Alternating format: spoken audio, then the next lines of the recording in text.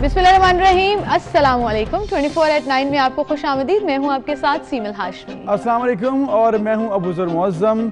Very good morning to all of you. Seemal आपको good morning. और साथ साथ मौसम की बात चूँकि हम कर रहे थे पहले ही, तो वही हम कंटिन्यू करते हैं कि मौसम जो है बाकी बहुत अच्छा हो गया। मानसून की बाकायदा बारिशें अब शुरू हो चुकी हैं पंजाब भर में, और ये उम्मीद की जा रही है कि सिंध में भी ये बारिशों का सिलसिला आइंदा चंद रोज़ में शुरू हो जाएगा।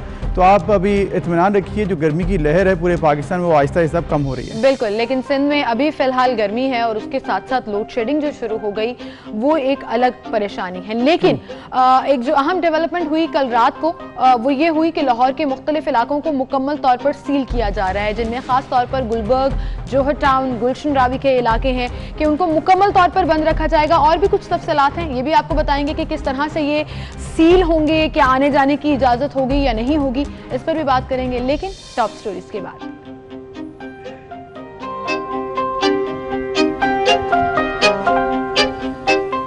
कराची में बदतरीन लोड शेडिंग जारी। मलीर, शाह फैसल, गुलशन, गुलिस्तान जोहर और अंगी के रिहायशियों की जिंदगी अजीर है। सपुरा गूज, नॉर्थ नासिमाबाद और फेडरल बी एरिया में भी घंटों बिजली गायब। शहरियों के सब्र का पैमाना लबरेज, बिजली की तलाश में सड़कों पर निकल आए।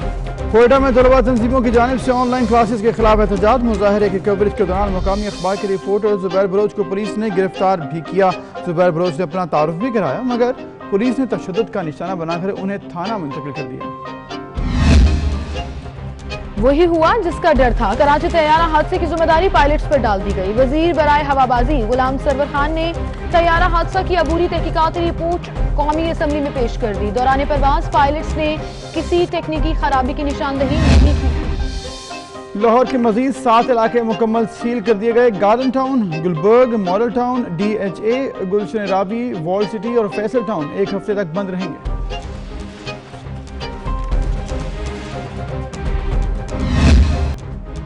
टॉप स्टोरीज आपने जानी और बाकायदा आगाज करेंगे आज के प्रोग्राम का। और आगाज मैं उस अफसोसनाक हादसे के हवाले से करूंगी कल जो कोयटा में पेश आया। तलबा तंजीमों को जिस तरह से वहां पर प्रोटेस्ट करने से रोका गया, और सबसे अफसोस की बात यह थी कि ये वो स्टूडेंट्स हैं जिनको हमें सपोर्ट करना चाहिए हर मुमकिन तरीके से। दुनिया भर में जब भी हम डेवलप कंट्रीज की बात करते हैं, आप देखिए कि वहां पर स्टूडेंट लोन्स स्पेशली दिए जाते हैं, स्पेशल पैकेजेस होते हैं, ताकि जो लाइक बच्चे हैं जो अपनी स्टडीज कंटिन्यू करना चाहते हैं उनको सिस्टम सपोर्ट करे। और यहाँ क्या हो रहा है कि अगर वो अपने मुतालिबात सामने रख रही हैं, और खास तौर पर खवातीन तालिबात, तो उनके साथ किस किस्म का सलूक हुआ, धक्के दिए गए, मारा गया, वहां से हटाने के लिए ये क्या है? ये रियासत पाकिस्तान ये इंतहाई अफसोसनाक वाक़या कल पेश आया है। और ये जो एहतजाज किया जा रहा था ये भी बहुत लॉजिकल है कि जहाँ जहाँ पर इंटरनेट की सहूलियत नहीं है, आपने यूनिवर्सिटीज़ कॉलेजेस को ऑनलाइन क्लासेस के लिए कहा गया है, लेकिन जब अगर आपके पास ऑनलाइन सहूलियत ही नहीं है तो फिर बच्चे क्या करेंगे, स्टूडेंट्स क्या करेंगे?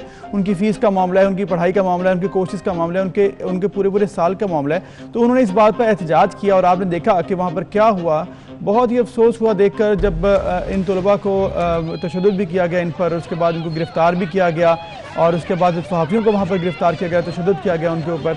लेकिन बाद में ऑब्वियसली होता क्या है कि जब बहुत बात बढ़ जाती है, काम जो है ख़राब हो जाता है, तो फिर पुलिस जो है वो इन गिरफ़्तारियों में मामला ठीक करने के लिए गिरफ़्तार अफराद को छोड़ देते हैं और 1-2 लोगों को मुअत्तल कर दिया जाता है, जिसके बाद मामला ख़त्म हो जाता है। ये कई मनाज़र आप देख रहे हैं, जब काफ़ी हंगामा भी हुआ, शोर शराबा भी हुआ, उन स्टूडेंट्स को गाड़ियों में बंद करके थाने ले जाया गया। और आज ट्विटर पर टॉप ट्रेंड भी रहा release students, and I think ये उनका जो जायज़ मुतालबा है या नहीं है, ये बात तो सबको पता है कि जमहूरी हक है अगर आप एहतजाज कर रहे हैं और पुरअमन तरीके से एहतजाज कर रहे हैं। और पुलिस का क्या हक बनता है कि वो इस पूरे मामले में फरीक बने। पंजाब में तो एंटी रॉयट फोर्सेस बनाई गई स्पेशली सिर्फ इस मकसद के लिए कि वो मुज़ाकरात कर सकें और कहीं पर भी तशद्दुद के वाक़यात सामने ना आए। लेकिन कोयटा में इस तरह के वाक़यात बहुत ही अफसोसनाक हैं। पहले ही इस तरह के इलाकों की जब हम बात करते हैं जहां पर फीमेल स्टूडेंट्स को पढ़ने की इजाजत बहुत मुश्किल से मिलती है, उनके घर वाले उनको फाइनेंशियली भी सपोर्ट नहीं करते और मॉरली भी सपोर्ट नहीं करते, और अगर वो प्रोटेस्ट करने बाहर निकली हैं कि हम लॉकडाउन के दौरान क्यों अपनी फीस पे करें, तो पुलिस कैसे इसकी फरीक बन सकती है? बिल्कुल इंतहाई अफसोस हुआ जिस तरह से हमने देखा कल और कुछ तालिब इल्म थे उनको भी गिरफ्तार किया गया, फिर उसके बाद अलबत्ता छोड़ दिया गया है। लेकिन मामला यही है, वही बात कि फिर क्या ऐसा हुआ कि जिसके ऊपर इनको छोड़ दिया गया। लेकिन पहले बात तो यह है कि इनको गिरफ्तार ही क्यों किया गया है। बिल्कुल सही। जो बदतमीजी की वो आप सबके सामने है। हम सब तबकाती निजाम तालीम के खिलाफ निकले हैं, हम सब HSC की जो फैसला है उसके खिलाफ निकले हैं। हम चाहते हैं हमारे जिन इलाकों में इंटरनेट नहीं है उनको बहाल किया जाए ताकि हमारे बलूचिस्तान के बच्चे भी पढ़ने का उनको हक हासिल हो। उसके बावजूद हम पर तशद्दुद किया गया, हमें घसीटा गया। फीमेल्स होने के बावजूद हम बार बार कहते रहे, हमें बोला गया 5 मिनट इंतजार करो, 10 मिनट इंतजार करो, हम इंतजार करते रहे, लेकिन फिर भी कोई भी फैसला नहीं आया। आज मैं पूरे बलूचिस्तान के तुलबा से कहती हूँ कि वो आए और इकट्ठा हो और अपने हक को यहाँ से इस हुकूमत से छीन कर ले।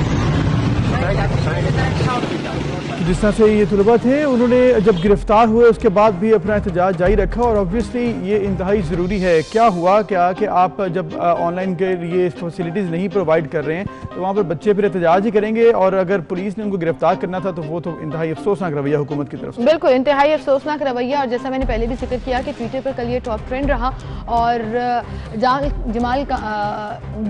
कमाल खान उन्होंने कल जो ट्वीट किया, उन्होंने कहा कि SP सिटी को रिमूव कर दिया गया है उनकी जगह से, और एक्शन लिया जा रहा है लेडी कांस्टेबल के खिलाफ जिन्होंने मिस हैंडल किया। हामिद मीर साहब ने भी इस हवाले से ट्वीट किया और उन्होंने कहा कि वज़ीर आला बलूचिस्तान का ये कहना काबिल सताइश है, लेकिन ऐसा वाकया पेश आया ही क्यों।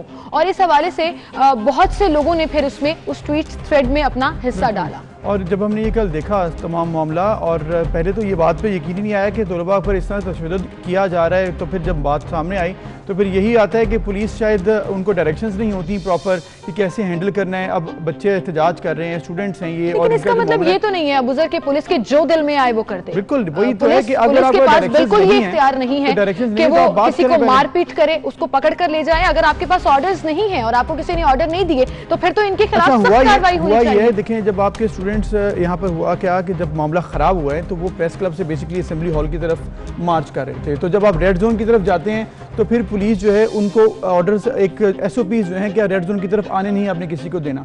तो जब अब ये मामला बेसिकली इसके लिए मुज़ाकरात होने चाहिए थे, प्रॉपर बातचीत होनी चाहिए थी, इसके बाद डिस्कशन हो जाती है कि आप आगे रेड जोन की तरफ ना जाएं, प्रेस क्लब के बाहर एहतजाज करें तो काफ़ी। लेकिन जब हुआ क्या कोऑर्डिनेशन नहीं थी, बात नहीं, मुज़ाकरात नहीं, तो मामला खराब हो। But also I would want to mention this कि कुछ अरसा पहले ही जब डॉक्टर्स यहाँ पर प्रोटेस्ट कर रहे थे तो आपको याद होगा कि किस कदर उनको तशद्दुद का निशाना भी बनाया गया था पुलिस की तरफ से। उसके बाद कुछ मेंबर असेंबली ने जब प्रोटेस्ट किया तो आपको याद होगा पुलिस के हवाले से तब भी शिकायत आई थी।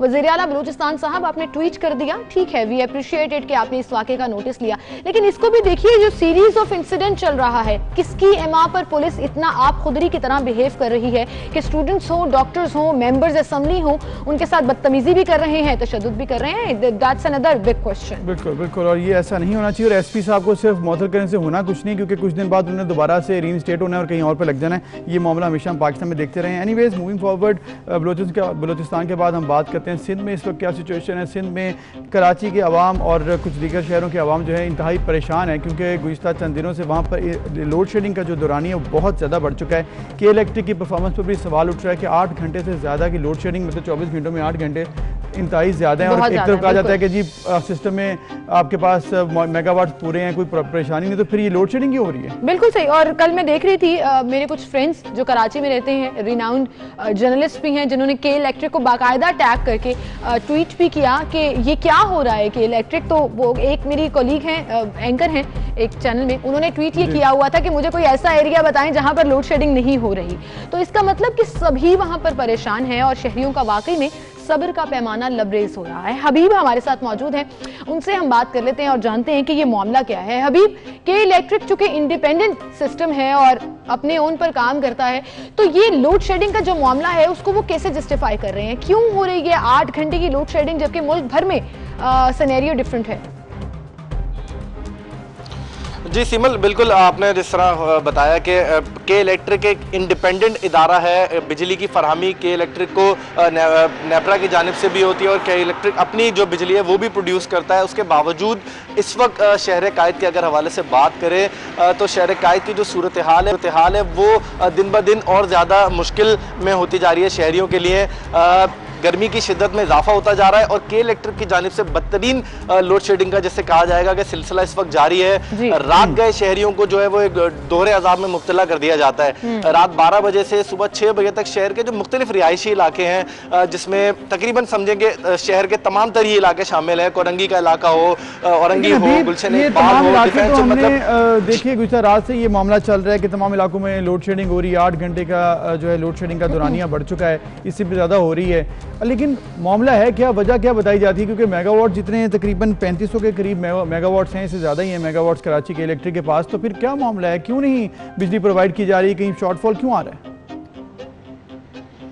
जी बिल्कुल अबूजर, बात पैदावार के हवाले से ही है कि इलेक्ट्रिक इस बार ये एक नया बहाना देता हुआ नजर आ रहा है कि फर्नेस ऑयल की जो फराहमी है वो उनका मुकम्मल तौर पर नहीं की जा रही है कंपनियों की जानिब से, जिसके बाइस उनकी जो पैदावार है वो मुतासिर हो रही है और साथ ही साथ जो रिहायशी हो या सनती इलाके हों उनको बिजली की फराहमी जो है वो मुनक़ता की जा रही है। के इलेक्ट्रिक ने रवा हफ्ते के अगर हवाले से बात करें तो सनती इलाकों को इस हवाले से यकीन दहानी कराई थी कि रिहायशी इलाकों में तो लोड मैनेजमेंट का जो सिलसिला है वो जारी रहेगा, लेकिन सनतों को इस हवाले से बिल्कुल तंग नहीं किया जाएगा। लेकिन गुज़िश्ता रात ही के इलेक्ट्रिक ने एक और यही बहाना बना के कि जो फर्नेस ऑयल की कमी की वजह से पैदावार की किल्लत हो रही है, सनतों को भी 8 घंटे बिजली जो है वो मुनक़ता कर दी है। रात 12 बजे से सुबह 8 बजे तक कराची के मुख्तलिफ सनती इलाकों में, जिसमें बिलखुसूस न्यू कराची इंडस्ट्रियल एरिया जो है उसको भी बिजली की फराहमी मुनक़ता कर दी गई है। दूसरी जानिब रिहायशी इलाकों की बात करें तो 8 घंटे तो नॉर्मल दौरानिया था, अब 12 से 15 घंटे तक उस दौरानिया को बढ़ा दिया गया है के इलेक्ट्रिक की जानिब से।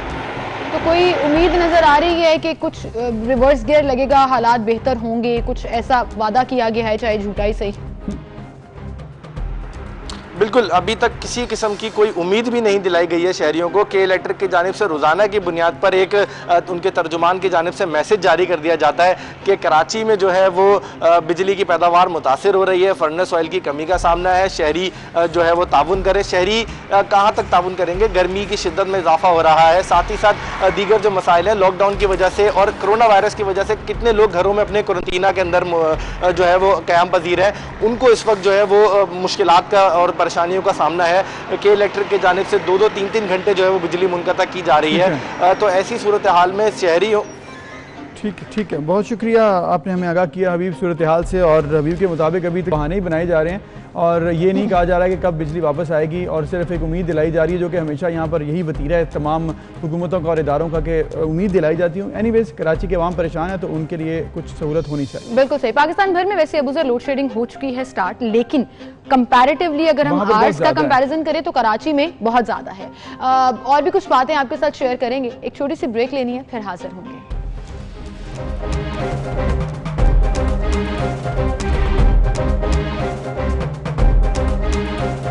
Welcome back. एक बार फिर से आपको खुशामदीद कहेंगे। और पाकिस्तान में कोरोना के वार जो हैं वो जारी हैं।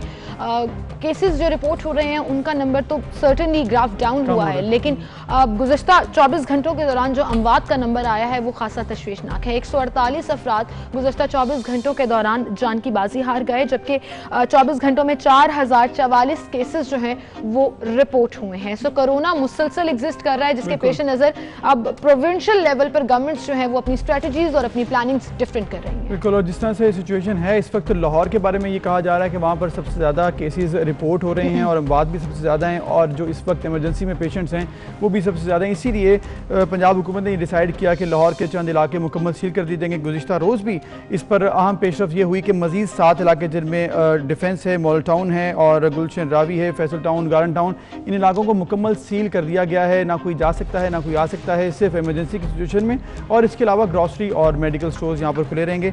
तो ये इकदाम किए गए हैं, मज़ीद इनके लिए कोशिश की जा रही है। डॉक्टर यास्मीन राशिद साहिबा जो वज़ीर सेहत हैं पंजाब की, उन्होंने कल प्रेस कॉन्फ्रेंस भी की, आपको पहले से उसमें से कुछ दिखाते हैं। आपको पता है आज से 1 हफ़्ता पहले आपके साथ मेरी एक प्रेस कॉन्फ्रेंस हुई थी, उसके अंदर हमने आपको बताया था कि हमने कुछ एरियाज़ लाहौर के बंद किए, मज़ीद हम एरियाज़ एक्सपैंड कर रहे हैं, क्योंकि जो हमारे पास फिगर्स आई पिछले दिनों उसमें कुछ इलाकों में हालात बेहतर हुए और कुछ इलाकों में हालात जो है वो ख़राब हुए, और जो ख़राब इलाके जिन इलाकों में ज़्यादा बड़े हैं मरीज़, उनमें हमने अगले फॉर 1 वीक कंप्लीट गुलबर्ग बंद हो रहा है, मॉडल टाउन मुकम्मल तौर पे, Faisal town, garden town, DHA, Gulshan Ravi और वॉल्ट सिटी, ये वो 7 इलाके हैं जिसमें केसेस, आप देखें ना, जब हम केसेस के टेस्ट कर रहे हैं और आपके सामने अब केसेस के नंबर आ रहे हैं, तो उन केसेस की जो तादाद जिन इलाकों में ज़्यादा आई है उनको हम मज़ीद उनका लॉकडाउन कर रहे हैं और वो एरियाज़ हम बंद करेंगे ताकि ये वबा की फैलाव को हम रोकें। वज़ीर सेहत डॉक्टर यास्मीन राशिद ने क्या कहा, आपने मुलाहिजा किया, तो ऐसा लग रहा है कि पंजाब हुकूमत की ये स्ट्रेटजी जिसमें एरिया वाइज लॉकडाउन किया जाएगा, शायद उसके अच्छे नताइज निकल रहे हैं, क्योंकि नंबर्स हमने खुद भी नोटिस किया कि कम हो रही है, तो उन्होंने मजीद इलाकों को लॉकडाउन की तरफ लेकर गए हैं। हमारे साथ तर्जुमान पंजाब हुकूमत आसिम शौकत मौजूद हैं, उनसे हम बात करेंगे। अस्सलाम वालेकुम आसिम साहब। वालेकुम अस्सलाम जी। बहुत शुक्रिया आसिम साहब टाइम देने के लिए। मजीद 7 इलाकों का मुकम्मल उनको सील किया जा रहा है, कुछ डिटेल्स बताइएगा, ये डिसीजन क्यों लिया गया? अच्छा, इसकी बुनियादी वजह तो वही रिजल्ट थे जो जब हमने सील किया तो ये देखा कि जो एक ड्रास्टिकली जो नंबर था कोविड पॉजिटिव पेशेंट्स का वो कम होना शुरू हो गया जी। तो ये एक सिग्नल मिला कि जिन इलाकों में आपके पास एक स्पाइक आ रही थी और उनको बंद किया गया, तो उस स्पाइक को, वो जो स्पाइक ग्राफ था वो स्टेबल होना शुरू हुआ। इस वजह से अगेन मजबूरन ये फैसला दोबारा किया गया कि मजीद और इलाके जहां पर हम स्पाइक फील कर रहे थे या जियो टैगिंग के साथ नंबर बढ़ता जा रहा था, उन इलाकों को हमने फिर सील करना का फैसला किया है ताकि वहां पर ट्रांसमिशन लाइन कट हो, लोगों की जो मोबिलिटी है वो कम हो और इंटरेक्शन कम हो और जो वायरस की जो ट्रांसमिशन आसिम साहब ये बताएं कि ऑब्वियसली इसके पीछे यही होगा मामला कि कोशिश की जाएगी कि अब केसेस कम आए। ये बताइएगा कि पहले तो कि यहाँ पर कोई कमर्शियल एरिया इसमें अगर शामिल हो तो क्या वो भी बंद होगा, क्योंकि बहुत से ताजर बरादरी इस हवाले से कह रही है कि मतलब अगर कमर्शियल एरिया बंद करना है इन इलाकों में या नहीं। नंबर 2 कि अगर केसेस आपने कुछ कंपेरिजन किया 1 हफ्ते में कम हुए हैं, क्योंकि बात तो कल ज़्यादा बढ़ गई नहीं, अगर जो इन स्पेसिफिक एरियाज, ये जो स्मार्ट लॉकडाउन का कॉन्सेप्ट ये है कि जो आपके रिजल्ट्स आते हैं टेस्ट के वो जियो टैग कर दिए जाते हैं। उस जियो टैगिंग को जब हम उस पर एनालाइज करते हैं तो हमें एरियाज आइडेंटिफाई हो जाते हैं, उन एरियाज में केसेस कम हुए हैं, नंबर 1। नंबर 2, ये जो आपकी कमर्शियल एक्टिविटी है इसको फिलहाल क्या कहते हैं, आपकी जो मेडिकल सर्विसेज हैं और ग्रोसरी सर्विसेज हैं, इसके अलावा इसको बंद किया जा रहा है अभी तक। अच्छा आसिम शौकत साहब, ऑल ड्यू रिस्पेक्ट, मैं इसलिए भी ये बात कर रही हूँ क्योंकि मैं एक ऐसे इलाके में रहती हूँ जो पिछले 7-8 दिन से सील्ड है, लॉकडाउन है, लेकिन अपेरेंटली जो सिचुएशन मैं वहां पर देख रही हूँ कि जो SOPs गवर्नमेंट ने बनाए थे कि ID कार्ड चेक होगा, कोई आउटसाइडर अलाउड नहीं होगा, वहां लोडर भी आ रहे हैं, रिक्शे भी आ रहे हैं, चिंची रिक्शे भी जा रहे हैं, सब लोगों को आने जाने की इजाजत है, बस पुलिस वहां खड़ी है। तो क्या ऐसा लॉकडाउन पूरे शहर में होगा? क्या इसके इम्पैक्ट्स आप लोग क्रेडिट ले रहे हैं कि नजर आ रहे हैं? ऑल्सो ये भी कहिएगा कि कल एक निजी टीवी शो के दौरान आप ही के पार्टी से ताल्लुक रखने वाले रियाज फतेहाना जो PTI के लीडर हैं, उन्होंने कहा कि नून लीग के वर्कर्स ने उकसाया लाहौरियों को कि बाहर आओ ताकि उनको कोरोना हो जाए, इसीलिए सबसे ज्यादा नंबर लाहौर में है। मुझे ये समझ नहीं आया कि क्या कोरोना पेशेंट ज्यादा होने का मलबा भी अब नून लीग पर डाला जा रहा है। Do you agree with this statement? अच्छा, आपने अब 2-3 बातें की। पहली चीज तो आपने उस एरिया की निशानदेही की कि आप किसी एरिया से जिससे भी बिलोंग करती हैं जहां पर रेजिडेंस है वहां भी लॉकडाउन है, लेकिन आपने कहा कि वहां वायलेशंस हैं, वहां जो स्ट्रिक्टनेस ऑब्जर्व नहीं की जा रही। अच्छा, मेरी इस पे बार बार पहले दिन से अवाम से भी रिक्वेस्ट है कि ये अवाम की बेहतरी के लिए है, अवाम भी कोऑपरेट करें और जो हमारी एडमिनिस्ट्रेटिव मशीनरी है उसको ये जरूर इंस्ट्रक्शन है कि वो इस हद तक सख्ती ना करें कि FIR और ये जेल खाना जात कोई इस तरह उनको पकड़ लें। तो मेरा ख्याल है इस रिलैक्सेशन का फायदा उठाते हुए कुछ लोगों ने इसको वायलेट किया है। जो कल डिसीजन मेकिंग हुई है उसमें आप देखेंगे कि कुछ डिग्री सख्ती की भी बढ़ा नजर आएगी। ठीक है, अच्छा दूसरे सवाल की तरफ भी आ जाइएगा, क्या आप लाहौर में ज्यादा केसेस होने का मलबा नून लीग पर डाल रहे हैं? मैं इस चीज को इस तरह नहीं लेता, ये उनकी अपनी एक जाती राय हो सकती है और उन्होंने किस तनाजुर में ये बात की, कोई आउट ऑफ कॉन्टेक्स्ट मैंने नहीं सुनी, लेकिन ये मैं जरूर कहता हूँ कि इस नेशनल ड्राइव में हमें ऑपोजिशन का कोई रोल नजर नहीं आया है। इस हद तक मैं कन्विंस्ड हूँ कि ये एक बड़ी टफ जॉब थी। इसमें गवर्नमेंट को और ऑपोजिशन को एक पेज पे लोगों को एक अवेयरनेस देनी चाहिए थी और लोगों को कन्विंस करना चाहिए था। लेकिन मुझे at the end of the day यही फील हुआ कि गवर्नमेंट अकेली ही इस महाज पे लड़ रही है और अपोजिशन सिर्फ अपोजिशन कर रही है। लोगों को ठीक है, लेकिन आप हुकूमत में हैं, अपोजिशन के पास ना कोई फंड्स हैं, ना कोई और उनके पास कोई किरदार होता है, ना इख्तियार होता है, तो उनके ऊपर ये इस वक्त मलबा डालना भी नहीं चाहिए। जिम्मेदारी भी हुकूमत की होती है। बहुत शुक्रिया आसिम शौकत साहब। उम्मीद करते हैं कि लॉकडाउन के वो बेहतर होंगे आइंदा चंद दिनों में। एनीवेज मूविंग फॉरवर्ड, अफसोसनाक वाक़या कल पेश आया KPK में, पेशावर में, जब पुलिस वालों ने तशद्दुद किया। KP पुलिस जो है वो बताई तो जाती है कि बहुत बेहतरीन मिसाल कायम करती है, पुलिस रिफॉर्म्स आए, लेकिन अभी भी इसी की मिसालें दे देकर 2018 की इलेक्शन कैंपेन्स भी चलाई पाकिस्तान तहरीक इंसाफ ने। तो नाज़रीन, इस पर हम बात करेंगे कि मामला हुआ क्या, और हमारी कोशिश होगी कि वहाँ पर किसी आला अफसर से बात करें, IG साहब से बात कर लें, या फिर कोई DIG साहब से बात कर लें कि मामला हुआ क्या। सिर्फ क्या मौतल करना ही काफ़ी है ऐसे पुलिस वालों को जिन्होंने बदतरीन तशद्दुद का निशाना बनाया उस नौजवान को? एक ब्रेक के बाद बात करते हैं।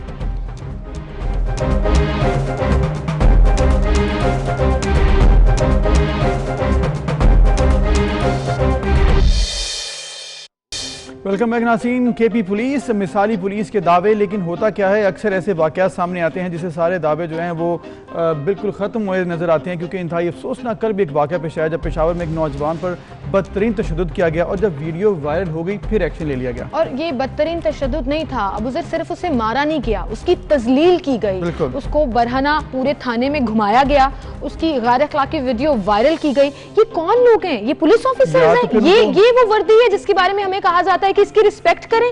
ये वो मिसाली पुलिस है जिसकी पाकिस्तान भर में मिसाल दी जाती है? KPK पुलिस का जिक्र तो PM साहब भी करते हैं कि हमने KPK में पुलिस निजाम को चेंज कर दिया। ये तब्दीली है। आप ये देखें, हमने ब्लर की है तस्वीर इसकी वीडियो, क्योंकि ये इंतहाई बहुत ही अफसोस हुआ देखकर। और जिस तरह से इस पर तशद्दुद किया गया, वो माफ़िया मांगता रहा।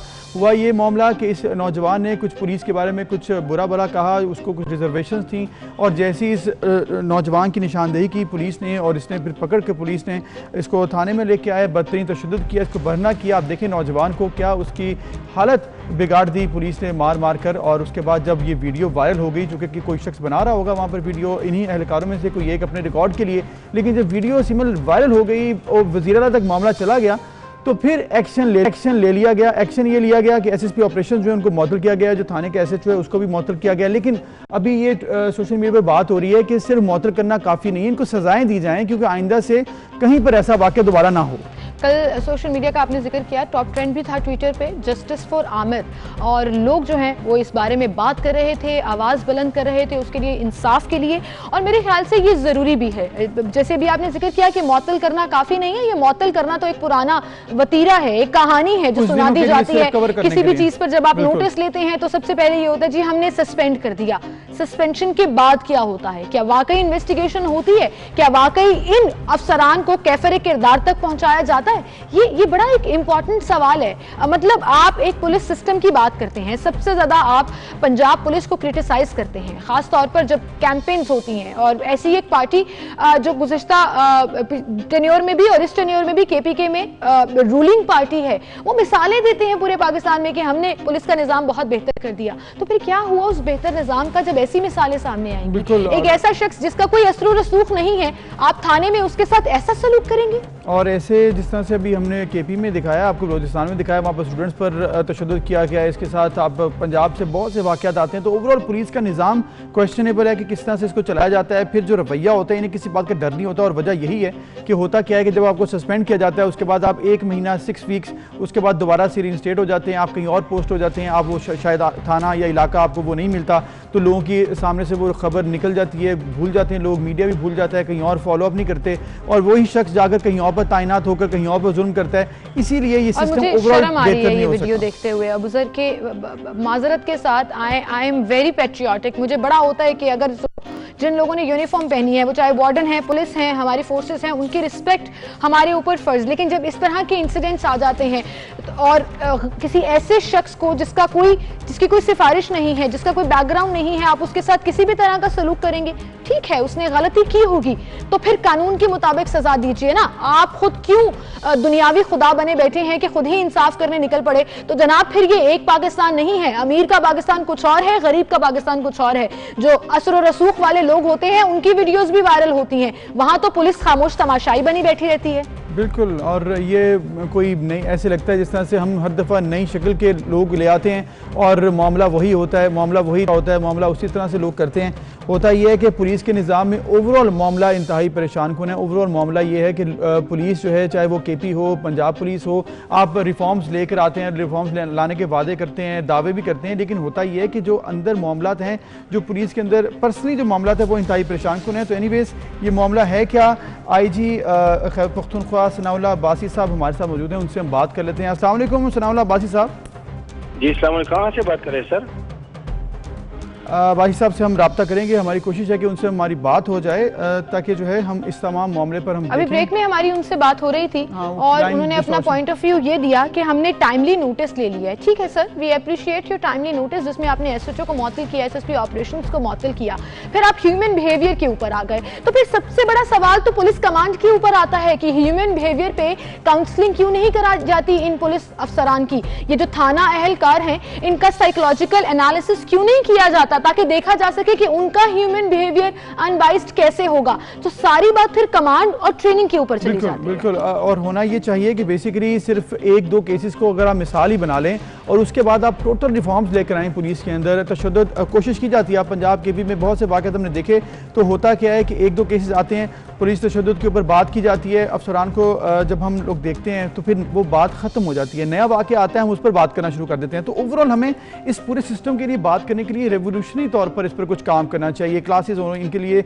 रिस्ट्रक्चरिंग हो, एक दफ़ा कोई गलती करे उसको ऐसी सजा दी जाए कि दोबारा कोई गलती करने की कोशिश भी ना करे। बिल्कुल सही। IG KP के इस वक्त हमारे साथ लाइन पर मौजूद हैं, उनसे हम बात करेंगे। अस्सलाम वालेकुम IG साहब।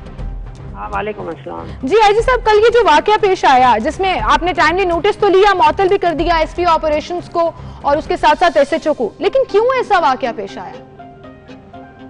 हाँ, ये बड़ा अनफॉर्चुनेट इवेंट था। बेसिकली ये ह्यूमन बिहेवियर है जिसको हम कोशिश तो कर रहे हैं कि रेगुलेट करें अच्छे नमूने से, उसके लिए ट्रेनिंग भी दिला रहे हैं और सज़ा और जज़ा का भी निज़ाम कायम है। बाकी इंडिविजुअल एक्ट है ये, और इंडिविजुअल एक्ट को तो सजा से ही ठीक किया जा सकता है। अब्बासी साहब, इंडिविजुअल एक्ट आपने बता दिया, लेकिन बात की जाती है रिफॉर्म्स की। रिफॉर्म्स जब होते हैं तो वो पूरी निज़ाम के लिए होते हैं, 1-2 वाक़यात नहीं है, बहुत से ऐसे वाक़यात आते हैं। लेकिन क्या किया जा सकता है कि एक ये वाक़या आया, दोबारा से आएगा? अगर आप इस तरह से इंडिविजुअली इसको कहकर, ह्यूमन बिहेवियर पे कहकर बात ख़त्म हो जाएगी तो फिर तो ये ठीक नहीं होगा कभी भी ना। आपकी बात सही है, रिफॉर्म्स हम कोशिश कर रहे हैं, रिफॉर्म्स ग्रेजुअली लाते रहें, और इन्होंने बड़ी अच्छी कुर्बानियां दी हैं माजी में। तो इस एक वाक़े को लेकर उसको डिमोनाइज नहीं किया जा सकता, तो हम उसकी भी जो भी जितनी पनिशमेंट होगी, विक्टिम सपोर्ट प्रोग्राम है वो कर रहे हैं बैठ के। यही इक़दाम हैं जो किए जा सकते हैं। अब्बासी साहब, आपने सही कहा कि ओवर जजमेंटल होकर हम पुलिस की कुर्बानियां रायगा नहीं जाने देंगे, ना ही उनको ओवर शेडो होने देंगे। लेकिन यहीं पर मेरा सवाल ये भी है कि जब हम रिफॉर्म्स का जिक्र करते हैं तो आपने ह्यूमन बिहेवियर की बात की, ये वही पुलिस अफसरान हैं, पुलिस एहलकार हैं जिनको मुसलसल साइकोलॉजिकल काउंसलिंग की भी जरूरत रहती है। दुनिया इस पूरी जिसे कहते हैं ना सिस्टम के ऊपर काम कर रही है कि ये नफ्सियाती तौर पर इनकी काउंसलिंग होनी चाहिए, इनकी टाइमली ट्रेनिंग होनी चाहिए, कुछ रिफ्रेशर कोर्सेज होने चाहिए ह्यूमन बिहेवियर के। इसके ऊपर काम क्यों नहीं हो रहा है? नहीं, बिल्कुल इसी पर ही काम हो रहा है। साइकोलॉजिकल, ये जब हम रिक्रूटमेंट करते हैं तो साइकोलॉजिकल टेस्ट भी लेते हैं। सर, वो एक दफा ले लिया, उसके बाद सारी जिंदगी ड्यूटी करते रहे। कोर्स के दौरान अभी भी जो ट्रेनिंग हमारी हो रही है उसमें साइकोलॉजिकल काउंसलिंग भी होती है, साइकोलॉजिकल ट्रीटमेंट भी होती है, साइकोलॉजिकल जितने भी टूल्स हैं वो इस्तेमाल किए जाते हैं कि ह्यूमन बिहेवियर को और सॉफ्ट किया जाए, ह्यूमन राइट्स की जो इन्फोर्समेंट है उसको अच्छा किया जाए। अब्बासी साहब, आपने कहा कि कोशिश तो की जा रही है साइकोलॉजिकली बेहतर करने की। मामला एक और होती है सजा देना और उसके बाद ताकि मामला दोबारा ना आए। सस्पेंड करना किसी एहलकार को, अफसर को, वो क्या काफ़ी होता है? क्योंकि अब ये नई बहस है कि क्या सस्पेंड करना, क्योंकि 1 या 2 महीने के लिए होगा, इंक्वायरी होगी, उसके बाद बात खत्म हो जाएगी, वो दोबारा रीइंस्टेट हो जाएगा। सज़ा ऐसी दी जाए कि वो बाकियों के लिए मिसाल कायम कर दी जाए। इसके लिए कुछ काम हो रहा है कि सज़ाएँ ज़्यादा सख्त करें? ना सही आप कह रहे हो। ये जिन्होंने ये काम किया है, वहाँ पे हमने जो एएसआई था और 2 सिपाही थे जी, उनको पर्चा रजिस्टर करके गिरफ्तार किया है। और वो जैसे ही ये वीडियो हमारे नोटिस में आई तो हमने ये एक्शन किया। एफआईआर रजिस्टर हुई है, वो चालान भी हो जाएंगे जी।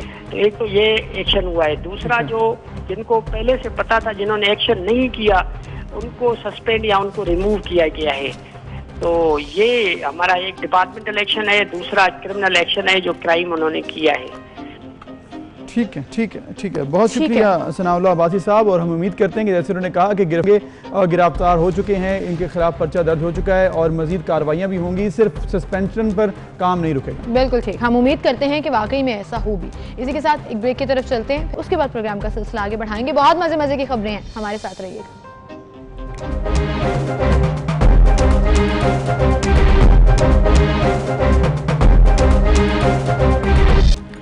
वेलकम बैक नाज़रीन। और जैसे कि आजकल सिचुएशन ऐसी है कि जैसे ही कोरोना की वजह से मामला बिगड़े, लोगों के हालात मईशत के, तो उसकी वजह से प्रेशर आया घर के बजट पर। जब घर के बजट पर एक तरफ प्रेशर आता है, उसको मैनेज करना नंबर 1 बहुत बड़ा टास्क है। उसके बाद एक और चीज़ है कि आजकल कोरोना की वजह से मास्क, सैनिटाइजर्स, इनकी कीमतें बहुत बढ़ गई, तो बहुत से लोगों ने इनको घरों पर बनाने के तरीके भी अपना लिए। बिल्कुल, और ये बड़ा ज़रूरी है क्योंकि मास्क के बगैर आप घर से बाहर निकल ही नहीं सकते, ना ही निकलना चाहिए। लेकिन वहीं पर क्या लोग डिस्पोजेबल मास्क रोज के रोज अफोर्ड कर सकते नहीं हैं? करते, मेजॉरिटी वो चाहे आपको 10, 12, 13, 15 जितने रुपए में भी मिल रहा है, क्या आप रोज के रोज अफोर्ड कर सकते हैं उसको लेना? नहीं कर सकते। तो उसके लिए आसान हल है ये कि आप अपने घर में खुद मास्क बनाएं। अब वो कैसे बनाएं? इतना मुश्किल काम नहीं है। मेरे पास एक ऐसा मास्क है जो खुद हैंडमेड घर में बनाया गया है और मैं ये आपको पहनकर भी दिखाऊंगी कि इट्स वेरी कंफर्टेबल और ये मुझे कोरोना से बचाएगा भी, कि मैं उसको थोड़ा सा एक्सपेंड भी कर सकती हूँ। तो ये हो गया। और फैशन भी है इसमें साथ। हाँ, ये तो मैंने अगर येलो ड्रेस पहना हो तो ये तो मेरे ड्रेस के साथ मैच हो जाए। सो एंड ऑनेस्टली स्पीकिंग, जो मास्क हम सर्जिकल इस्तेमाल करते हैं अबूजर, एकदम जैसे ही उसको लगाओ तो सांस बंद होना शुरू हो जाता है। तो इसमें मुझे वो वाली फीलिंग नहीं है। अब ये कैसे बना है, ये क्या है, मेडिकली इतना फिट है या नहीं है, इस पर हम बात करेंगे। बट मैं आपको सिर्फ ये बता दूं कि this is a tissue paper. जो टिश्यू रुमाल होते हैं ना, जो स्क्वायर में आपको मिलते हैं, ये वो है। ये जिन्होंने बनाया है और जिन्होंने ये सोचा है, उनसे हम आपकी मुलाकात कराएंगे। हमारे साथ स्टूडियो में मौजूद है इरम काज़मी साहिबा। अस्सलाम वालेकुम। अस्सलाम वालेकुम जी, कैसी हैं आप? क्या हाल चाल है? Thank you so much. बड़ा ज़बरदस्त। पहले तो आपने ये मास्क बनाया, हम ब्रेक में भी देख रहे थे, लेकिन इस पर आने से पहले कि ये आपने बनाया कैसे, इसके पीछे क्या आपने मतलब प्लान किस तरह से किया और उसे एग्जीक्यूट कैसे किया, सबसे पहले हम थोड़ा सा ओवरऑल इशू पर बात कर लेते हैं कि ऑब्वियसली जैसे मैंने कहा शुरू में कि कोरोना की वजह से लोगों की जो इकोनॉमिक पोजीशन है वो बहुत डिस्टर्ब हुई है। उसकी वजह से होम मैनेजमेंट जो है ना वो एक काम आ चुका है, बहुत ज़्यादा हरकुलेंट टास्क लगती है कि कैसे आपने करना है, बजट में डेकोरेशन भी करनी है, कुछ मामला रेनोवेट भी करने हैं, फिर ये कोरोना की चीज़ें भी लेनी है। तो बताएं कैसे मैनेज किया जाए इन हालात में जब पैसे इतने ज़्यादा ना आ रहे हों? देखिए, जब हमारी इनकम, हमें पता है कि हमारी सैलरीज हाफ हो चुकी हुई हैं, और अगर हम बजटिंग की बात करें तो माना कि जहाँ पे अगर सैलरीज हाफ हुई हैं तो वहाँ पे कुछ चीज़ें ऐसी हैं जो काफ़ी हद तक जिनकी कीमतों में कमी आई भी है, लाइक वेजिटेबल्स हैं, ये वो पहले बहुत एक्सपेंसिव थी, उसमें काफ़ी कमी आई है। लेकिन अगर मैं सिर्फ ग्रॉसरी के ऊपर, अगर अभी फ़िलहाल मैं ग्रॉसरी पे बात करूं तो जैसे हमें पता है कि लोगों को तंगी आ रही है। अभी कुछ दिनों पहले आटे की बड़ी प्रॉब्लम रही कि लोगों को एक तो मिलना शॉर्टेज और फिर उसकी प्राइस का बड़ा इशू रहा। उसमें अगर हम पहले उसकी बचत के ऊपर आएँ तो हमारी सोशल गैदरिंग्स, देखिए लॉकडाउन की वजह से अगर हम अपनी सोशल गैदरिंग्स को कंट्रोल कर पाएँ, हमारी आउटिंग वो तो ऑटोमेटिकली आपकी बचत है। फिर पेट्रोल है 110 से 70 पे आया है, तो ये कहीं ना कहीं थोड़ी बहुत बचत तो देखें हो भी रही है। हम बिल्कुल हमेशा से एक हमारी इंसानी फितरत है कंप्लेन करने की कि जी हम कंप्लेन करते रहें कि जी बस ये हो गया, मर गए, मिल नहीं रही, चीज़ नहीं है, अवेलेबिलिटी नहीं है। पॉजिटिव साइड भी देखनी चाहिए कि देखें हल निकल आते हैं। जैसे ही ये कोविड-19 का ये दौर शुरू हुआ, अल्लाह ताला जल्द से जल्द इस कह लें वबा से हम सबको निकाले। आमीन। आपको पता है हर चीज इतनी एक्सपेंसिव हो गई कि समझ लें कि बस मेडिकल हर Out of चीज range, हर चीज होती जा रही थी जी। कुछ कर दी गई, कुछ आप कर दी देखिए, गई। वो जैसे ही किसी चीज की डिमांड बढ़ती है उसकी प्राइस डबल ट्रिपल और शॉर्टेज कुछ माशाल्लाह ऐसे लोग हैं ना हमारे जो इस चीज का फायदा उठाते हुए कीमतों की जानबूझकर कीमतें बढ़ा देते हैं हमारे इस प्यारे मुल्क में, लेकिन ऐसे लोग भी हैं जो कि फायदा उठाते हुए ऐसी सिचुएशन का लोगों की मजबूरियों का फायदा उठाते कीमतें बढ़ा देते हैं, ऐसे लोग भी। तो फिर यहाँ पे मैं अगर ये कहूँ कि इस्लामी जमहूरिया पाकिस्तान में कुछ मुसलमान ऐसे भी हैं जो इस मजबूरी का फायदा उठा रहे हैं, तो अफसोस है उनके ऊपर। लेकिन आप लोगों ने परेशान नहीं होना, आप लोगों के लिए हम बहुत ही रीजनेबल प्राइसिंग में ये तमाम चीजें, खास तौर पर जैसे मैंने मास्क का जिक्र किया, इसका हम तबसरा करेंगे होममेड ऑल्सो इकोनॉमिकल।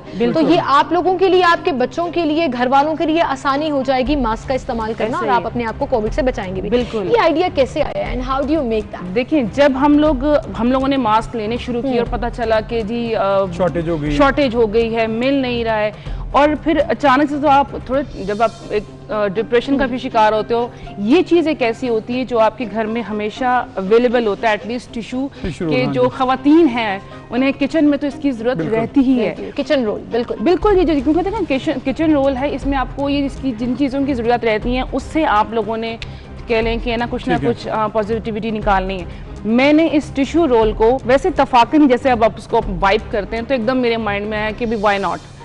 मैंने इवन जस्ट ये टिश्यू रोल ही नहीं, बैग्स मिल रहे हैं, आपको पता है कि पॉलिथीन बैग्स तो वो तो खत्म हो चुके हैं और वैसे भी नहीं यूज करने चाहिए, वो वैसे भी यूज नहीं करने चाहिए। उसमें जैसे कहते हैं कि भी कैंसर के असरात होते हैं, आप उसको यूज ना करें। जो डिपार्टमेंटल स्टोर्स में जो बैग्स मिलते हैं, मैंने उस तक के मास्क बनाए, वो हैं वॉशेबल है। मैंने उन तक के मास्क बना के बहुत लोगों को, मतलब हम लोगों ने, यानी हमारी पूरी टीम ने काम किया था और वो हम लोगों ने मतलब एक तरीके से फी सबिलिल्लाह ही लोगों को हम लोगों ने डिस्ट्रीब्यूट किए थे। क्योंकि यहाँ पर भी लोगों को बता दें कि कैसे हम बना सकते हैं। ये देखें। अच्छा, और जो मार्केट में मिल रहे हैं मास्क, वो इतनी थिन लेयर है कि मुझे नहीं लगता कि वो आपको उस तरह से सिक्योर करके खराब हो जाती है, वो खराब हो जाती है। इसको ये डबल करना है और जस्ट बच्चों को भी अगर आप कहेंगे ना तो उनके लिए भी एक्टिविटी बहुत अच्छी एक्टिविटी है कि देखें जैसे ट्विस्ट करते हैं, फैन बनाते हैं, जस्ट 3 टाइम ट्विस्ट करना है, बिल्कुल इस तरह से। ये लेयरिंग जो है, हाँ जी, इसकी 3 टाइम लेयर्स करनी है। मुझे टिश्यू देना, मैं भी साथ साथ बनाती हूँ ताकि हम डेमोन्स्ट्रेशन देखें कि आम एक नालायक मेरे जैसी कैसे बनाती है, ताकि कोई प्रॉब्लम हो तो हम उसको सीख सकें। अब मेरा टिश्यू खराब मत करें, अदरवाइज मेरा मास्क खराब होगा।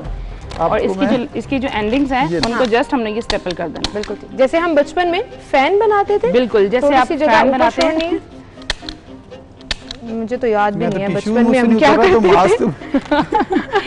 अच्छा, अभी राइट नाउ मेरी जैसे ग्लू गन अभी ऑन नहीं है, तो जस्ट मैं आपको सिर्फ बताने के लिए, क्योंकि ये अच्छा नहीं लगेगा, जस्ट बिकॉज मतलब आई एम एन आर्टिस्ट, तो मुझे होगा कि ये चीजें नजर भी ना आए।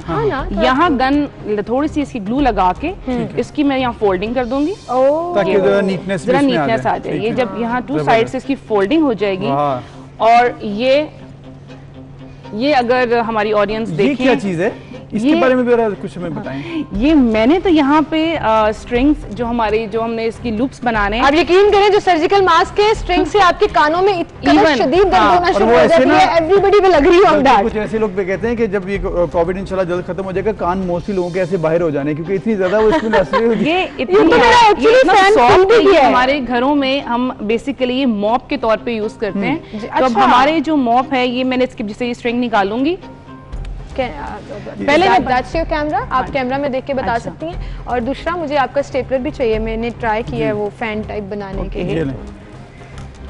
ठहरे मैं स्टेपल कर लूं, फिर आप इसको जरा जो है देखें, आप इसको सिर्फ टच करके देखें हाउ सॉफ्ट इट इज, कि ये इतना सॉफ्ट है, आपको इवन इलास्टिक से भी जो है ना, आपको यहाँ पे इरिटेशन स्टार्ट हो जाती है इधर कानों के पीछे। ठीक है। और आप यानी सिर्फ ये ग्लू से जस्ट इसको ये तो होगा, लग रहा है स्टेपलर यूज नहीं किया है, बट ऐसे किया है यार, रखे ना ऐसे। अच्छा नहीं, लेकिन हो जाएगा। आई मेड दिस। जब इसको फिक्स कर देंगे फिर स्टेपलर दोबारा, हाँ जी, नहीं फिक्स, ये तो गन से मैं एक्चुअली मैं गन यूज करती हूँ नॉर्मली। अगर आपके पास गन नहीं है तो कोई भी आप लिक्विड ग्लू आप यूज कर सकते हैं। लेकिन ये इलास्टिक तो नहीं है, मतलब ये इलास्टिक नहीं है, लेकिन ये इसकी जैसे यानी कि मैंने इसकी मेजरमेंट की कि ये एग्जैक्टली पूरा आपके ना, ये देखें फेस के ऊपर आता है, पूरे फेस के ऊपर आ जाता है। और ये मेरे अभी सॉफ्ट रहती है, ये देखें Can I put on strings as well? मैं इसमें से आप मुझे देंगी? मैं चाहती हूँ मैं पूरा बनाऊं ताकि मैं एक्चुअली आप लोगों को बता सकूं कि वाकई में ये बड़ा हमें पूरी ब्रेक जो है ना इन्हीं के साथ डेमोन्स्ट्रेशन करवानी पड़ेगी। तो ये अच्छी बात है, I think we should do it. ये मुझे स्ट्रिंग चाहिए ताकि मैं इस मास्क को अटैच कर सकूं। मैंने कट तो की है लेकिन अभी right now we don't have the glue. मैं उसको ना एक आइडिया करती हूँ कि मैं इसको स्टेपल के साथ करके, जरूर है ना, उससे भी हो जाए। स्टेपलर के साथ भी कर लें आप, और इसी तरह से ये नहीं ये इतना चीप स्टेपलर जो है ना उसकी आज तो यार मुझे लग रहा है मैंने बहुत सालों के बाद स्टेपलर यूज किया और मुझे यूज करना नहीं लग रहा। अच्छा, और जब आप इसको पहने आप फील करेंगे कि आपका एकदम जैसे दम घुटने वाली फीलिंग होती है ना, वो नहीं है। वैरायटी देखिए आप इसके अंदर ये जो टिश्यू रोल्स साथ ये भी बताइएगा कि ये जर्म प्रोटेक्शन में कितना हेल्प क्योंकि टिश्यू है तो ऑब्वियसली इसमें से फिल्ट्रेशन किस तरह की होगी। देखें जो अगर ये टिश्यूज हैं ये हम क्यों यूज करते हैं, इसीलिए यूज कर रहे होते हैं। हम बच्चों को बार बार वाइप्स दे रहे होते हैं कि अपने जो है ना वो अपने हैंड्स क्लीन करें, अपना फेस क्लीन करें। तो उस तरह से अगर हम टिश्यू, और ये डिस्पोजेबल है, आफ्टर वन यूज आपने इसको कह लें कि डिस्पोज ऑफ कर देना है। तो आपने एक चीज मेंशन, हाँ बात कर लें फिर मैं इसका कोई जिस तरह आप कॉस्टिंग करते हैं आपने देखा कि एग्जैक्टली मैंने इसकी कॉस्ट निकाली है। कपड़ा जब आप करते हैं लोग मोस्टली लोग घरों में कपड़ा से बना रहे हैं मास्क ना, क्लॉथ मास्क बना रहे हैं मोस्टली। जो सर्जिकल मास्क है वो तो चले बाहर से मिलता है, घर पे लोग बना रहे हैं। तो आपने जो कॉस्टिंग की कितना पड़ेगा अगर ये घर पे बनाएंगे तो? अगर हम ये घर पे बनाते हैं ना ये हार्डली हमें 6 रुपीज 5 रुपीज 6 रुपीज का ये पड़ता है। तो देखें ये बहुत इकोनॉमिकल है। 5 रुपए में मास्क तैयार, मास्क आपका तैयार है। मास्क तैयार आप यहाँ से ऑब्वियसली थोड़ी फिनिशिंग का प्रॉब्लम है यहाँ पे, वो आपने बताया कि मैं फोल्ड करूंगी, but if I keep on doing it तो I will be an expert. 2 से 3 दफा मेरा मुंह थोड़ा छोटा है शायद कि ढीला हो गया, लेकिन जबरदस्त जी, आइडिया तो बड़ा आपका। और मैं तो इसको सुन के लिटरली मुझे रिलीफ फील हुआ है कि आपको वो इलास्टिक स्ट्रिंग पहनने के बजाय दिस इज मोर कंफर्टेबल। ये बहुत आपको कंफर्टेबल रहती हैं ये स्ट्रिंग्स, ये वाली इस तरह से अगर हम इसको यूज जम्स की आप बात कर रही थी वो जो मैं अगर साइंटिफिकली भी हमने देखना है कि ये प्रूवन है या नहीं। देखिए साइंटिफिकली अगर हम देखें तो ये जम्स आप कहीं भी गए, आप एक घंटे के लिए गए हैं, 2 घंटे के लिए गए हैं, आपने ये मास्क लगा के जाना है और आपने वापस आके अपने मेन डोर पे डिस्पोज ऑफ कर देना है। तो ऑब्वियस है कि आपका वो चीज नहीं है कि आप सिंगल एक मास्क लगा के जाते हैं बाहर जाते हैं, तो ऑब्वियस ये उससे बहुत बेटर है। बिल्कुल ठीक है। अच्छा इसमें और मैं एक चीज लेयर आ रही है चाहूंगी and that's I am saying it with medical reference. हमारे यहाँ एक डॉक्टर आए थे और उनसे हमने पूछा कि लोगों को स्किन की प्रॉब्लम्स हो रही हैं मास्क पहनने से, तो उन्होंने हमें ये सजेस्ट किया कि आप मास्क के अंदर टिश्यू की लेयरिंग कर लें ताकि वो एब्जॉर्बेंट के तौर पर काम करे और आपका जो पसीना है वो टिश्यू में जाएगा instead of that mask material. So actually मुझे लगा कि फिर व्हाई वेयर दैट मास्क, आप डायरेक्ट टिश्यू मास्क आप ही डायरेक्ट देखें। तो ये एक आपका ये इकोनॉमिकली आपको ये बहुत मतलब कहते हैं कि रीजनेबल प्राइसेस में पड़ता है। आप अपने साथ कैरी करें भाई, आप 5-10 इकट्ठे अपने साथ 5-10 इकट्ठे बना लें। आपको स्वेटिंग हो रही है, आपको लग रहा है कि हमारे लोगों का मसला ये है कि उन्होंने ये घर पे 5-5 रुपए के बनाने और फिर 15-15 रुपए के बेचना शुरू कर दिया। ये बड़ा मसला है। चीजें इवन अभी भी आप देखें, अगर हम डिपार्टमेंटल स्टोर्स में जाएं, जो पहले मास्क 10 रुपीज के मिल रहे थे वो 25-35 हमारे यहाँ पे ऐसी ऊपर जाती है। और जो डिफरेंट चौराहों पर सिग्नल्स पर मैं कराची की एक वीडियो देख रही थी अबूजर कि जो स्टैंड के साथ मास्क बेच रहे होते हैं। अब वो वीडियो किसी की बिल्डिंग की सीसीटीवी फुटेज थी कि वो शख्स कूड़े में से मास्क उठाकर अपने स्टैंड पर लगा रहा था और आगे जाके गाड़ी वाले को बेच रहा था। तो आप सोचें you can not trust people. उससे तो बहुत बेहतर है कि आप घर में एक टिश्यू रोल लें और ये खुद बना लें। ऑल्दो शुरू में आपका ऐसा बनेगा, लेकिन जब आपकी परफेक्शन आ जाएगी तो फिर ऐसा बनेगा। और मेरे ख्याल में तो आई थिंक एमेच्योर्स में परफेक्ट होने में थोड़ा सा फर्क होता है। 2 से 3 ट्राई जब हम फ्री होके बैठ के करेंगे तो मेरे ख्याल में हम बड़ा अच्छा बना लेंगे मास्क। आपने तब तक स्टेबल भी अच्छे तरीके से यूज कर लूंगी। अच्छा जी, ये तो हो गया मास्क, लेकिन उसके साथ साथ आपकी कैंडल स्टैंड और ये जो बड़ी क्यूट सी आपने होममेड रखी हुई है, how did you make that? ये मैंने हम लोग जब सर्दियों में पिस्ताशियोस खाते हैं तो ये जो उसके जो छिलके हैं ये मैं तो जमा कर लेती हूँ और अपने इवन में जो फैमिली मेंबर्स हैं उनको भी यही कहती हूँ कि भाई ये आपने थ्रो ऑफ नहीं कर लें। ये देखें पिस्ताशियो के ये छिलके हैं जो कि इन्होंने पहले ड्राई फ्रूट खुद मजे से खाया और उसके बाद इन्होंने उसके छिलके डिस्पोज नहीं किए। ये एक पेपर है कार्डबोर्ड, उसके ऊपर जो है ये मैंने इसको पेस्ट किया है, फिर स्प्रे पेंट से इसको जस्ट क्रोम वाला जो है ये देखें आप, और ये इतना प्यारा आपने बिल्कुल दिखाइएगा, सिर्फ ये और राउंड भी में है। उसको किया। और ये है हमारे पास पाइन कोन्स। आप इसको कलरफुल भी क्या बना चीज़ है? सकते हैं। पाइन कोन, ये पाइन कोन्स हैं, ये नॉर्दर्न एरिया Northern से मिल areas जा में तो रही आम मिल हैं। जाती आम आपको हैं। ये मतलब गिरी भी मिल जाती हैं। हाँ, जी, जी, हाँ। और जी, जब बिल्कुल। जैसे ही ये हमारे पास आती हैं ये बहुत एक्सपेंसिव हो जाती हैं, लेकिन खैर मैं जब भी उस तरफ जाती हूँ तो मैं तो ये बहुत ज़्यादा कलेक्ट करके ले आती हूँ। और ये इसी के ऊपर जस्ट मैंने इसको कैंडल, हमें ये बहुत कितना 5 रुपीज़ 10 रुपीज़ इस तरह से कैंडल मिल अच्छा, तो जाती फिर है। ये बेसिकली होती इसी शेप में है या? ये ये shape में आपको होती पता है है। ये प्लांट्स होते हैं बेसिकली, इसके अंदर उनके या तो बीज होते हैं, अक्सर कहा जाता है चलोजे जो हैं वो हाँ, भी इसी तरह इसी तरह के के शेल्स के वो अंदर थोड़ा होते सा हैं। लंबा होता है। मैंने आई रेड बायोलॉजी, तो मुझे ये थोड़ा सा बेहतरीन है। और ये आइडिया ऊपर है। कैंडल की ये आपको मिल जाते हैं और इसको पे लगाएं आप और इसको, हाँ। हैप्पी बर्थडे आप जो है अपनी इवन family की लाहौर इस में भी तरह से आप बनाया जनाबाग करें। जाएं स्पेशल तो ट्रीट भी अगला हो जाएगा ना। ट्रीज वहां पर ऐसे हैं कि नीचे गिरे हुए होते गिरे हैं, हुए यू कैन होते पिक हैं। Them up. और वहाँ तो- पे जैसे हम तो इसको बड़ा अपने लिए एक सौगात समझ के हाँ। अपने लिए घरों में इसको डेकोर करते हैं। मैंने वहाँ पे देखे जैसे ये मरी साइड वगैरह पे लोग अपनी जैसे ठंड को दूर करने के लिए इनको जला देते हैं। इनको जला जबरदस्त। देते हैं, अरे क्योंकि जबरदस्त। इसमें से वो देखिए smoke जी, नहीं बात होती फिर है। वही है जिस तरह से आपने हमें बताया इरम साहिबा के, जिस तरह से लोगों के लिए इस वक्त मसाइल हैं तो इसके लिए आपको एग्जीक्यूट करना है, इम्प्रोवाइज करना है अपनी सिचुएशन को। बड़ी बेहतरीन मिसालें दी हैं, सीखना कुछ है, और भी basically। एग्जैक्टली सीखना है आपने नई नई आइडियाज़ को। और ये इसी तरह घर में आपकी शायद चीज़ें होंगी लेकिन आप कभी सोचते नहीं। हमने पहले भी प्रोग्राम किया था एक, तो आप अपने घर I पे feel- जो अवेलेबल चीज़ें हैं हाँ, हाँ। उनको आप इस्तेमाल करते हुए आइडियाज़ लें। कभी आप ऑनलाइन भी देख सकते हैं, कहीं और पर भी अगर आप इस तरह से प्रोग्राम्स में देखें तो नए आइडियाज़ आएंगे। अपने बजट को देखते हुए मामला को आप देख सकते हैं। बिल्कुल Thank you. सही। And I Thank feel you so so much. Proud of myself that I made this, that I am gonna wear it and I am gonna take a break. Thank you so much Thank you, Iram, thank you so आप much. हमारे साथ मौजूद थी। It's very comfortable, सांस लेने में आसानी हो रही है। हमें चलिए ब्रेक की ब्रेक तरफ पे एक जाना दफा है, फिर प्रैक्टिस कर लेते हैं। हाँ, ब्रेक ताकि ब्रेक मेरा में। अच्छा बन जाए ना, ज्यादा और नीट बन जाए। सो एक ब्रेक ले लेते हैं, फिर हाजिर होंगे, हमारे साथ Thank you. रहिएगा।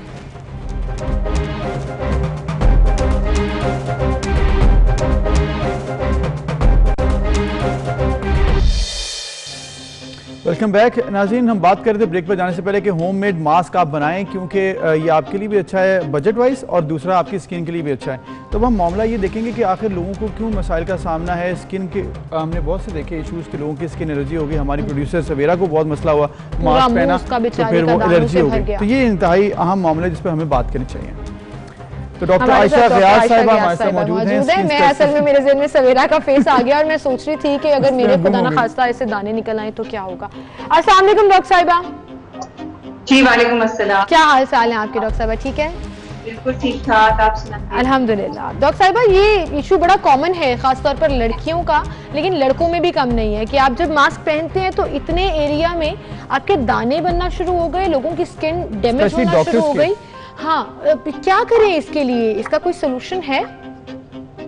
देखिए, सबसे पहली इंपॉर्टेंट बात यह है कि मास्क जो है वो मोस्ट ऑफ द टाइम जो लोग जॉब पे हैं या बाहर जाते हैं उन्होंने पहनना ही पहनना है। जी।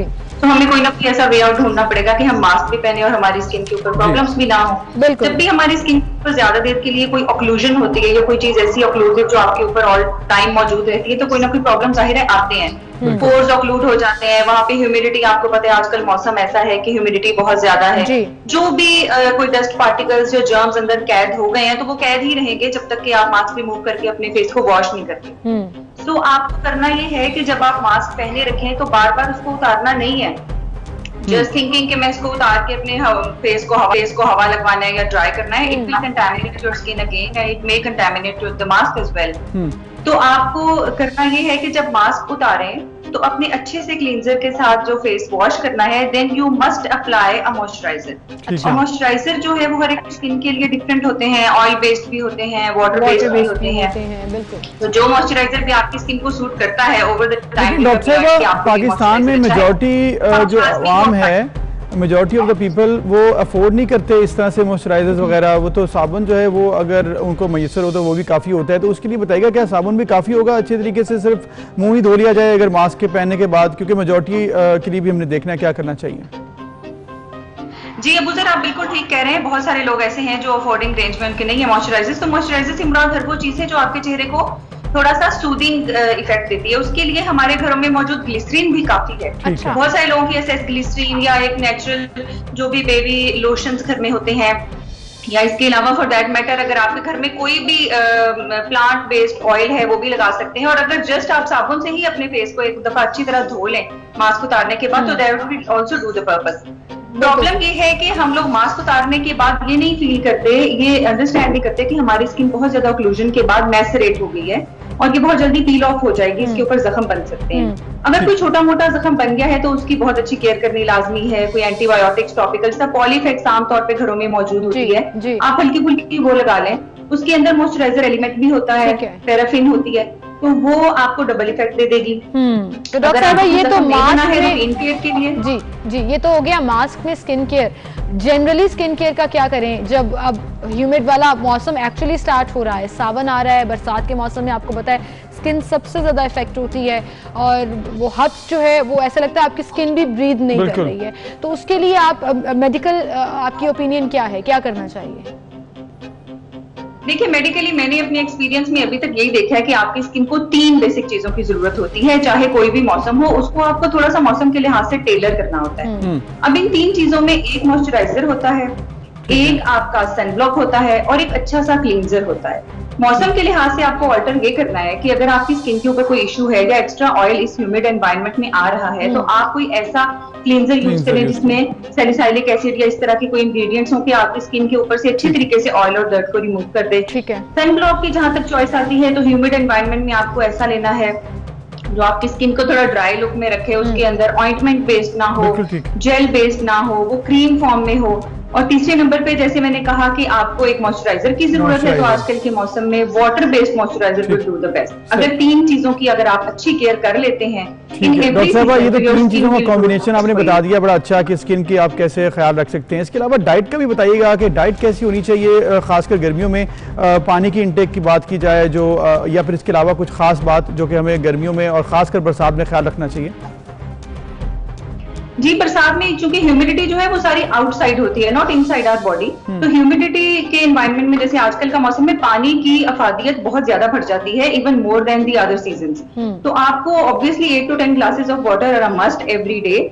इससे आपकी स्किन भी हाइड्रेटेड रहेगी और जो माइनर प्रॉब्लम स्किन के ऊपर आने हैं जैसे लैसरेशन या स्किन का उतरना या लॉन्ग टाइम मास्क पहनने की वजह से जो प्रॉब्लम्स आने हैं वो भी कम आएंगे।